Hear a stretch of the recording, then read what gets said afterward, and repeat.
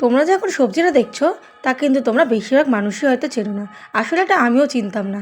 আর মা বলল যাদের চুল পড়ে যাচ্ছে তাদের জন্য কিন্তু এটা প্রায় অমৃতের সমান। এই সবজিটা কি করে বানাতে হয় চলো দেখাচ্ছি তোমাদের।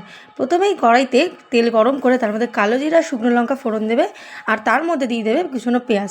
একটু পেঁয়াজটা ভাজা হলেই দিয়ে দেবে আলু, দিয়ে কিছুক্ষণ নাড়ানাড়ি করে তারপর দিয়ে দিতে হবে এই সবজিটা।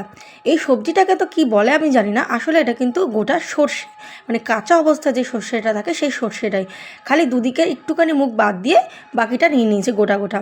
তো যাই হোক, আলুটা এখানে খুব ভালো করে ভাজা হয়ে গেলে দিয়ে দিতে হবে ওই যে সবজিটা সেটাই। আর তোমরা আমাকে কমেন্ট করে জানাতে পারো যে এই সবজিটার নাম অ্যাকচুয়ালি কী, মানে আসলে এটাকে কী বলে। আমার তো ঠিক জানা নেই।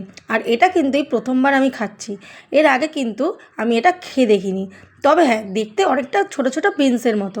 আর দেখো কি মোটা মোটা এক একটা সর্ষে। তো যাই হোক, ভালো করে নাড়িয়ে নিয়েছে মা এটাকে, একদম আলুর সাথে যেন গায়ে মাখা মাখা হয়ে যায়। আর সবজি কাকু যখন দিচ্ছিল তখন মাকে নাকি বললো যে এই সবজিটা কিন্তু খেলে চুল পড়ে যায়, যে আমাদের চুল পড়ার একটা সমস্যা সেটা কিন্তু অনেকটা মানে মিটে যায়। দেখো আমরা তো দামি দামি শ্যাম্পু সাবান তেল সব কিছুই মাখি, তবে ভেতর থেকেও কিন্তু পুষ্টিটা আমাদের ভীষণভাবে দরকারি। তাই ভালো কিছু কিন্তু খেতে হয়। আর আমরা তো সবাই জানি যে সবুজ শাকসবজি খেলে আমাদের কতটা উপকার লাগে। যাই হোক, রান্নাটায় কিন্তু তেলটা অনেকটাই বেশি হয়ে গেছিলো। তোমরা যারা করবে একটু তেলটা কম দিয়ে করবে তাহলেই হবে।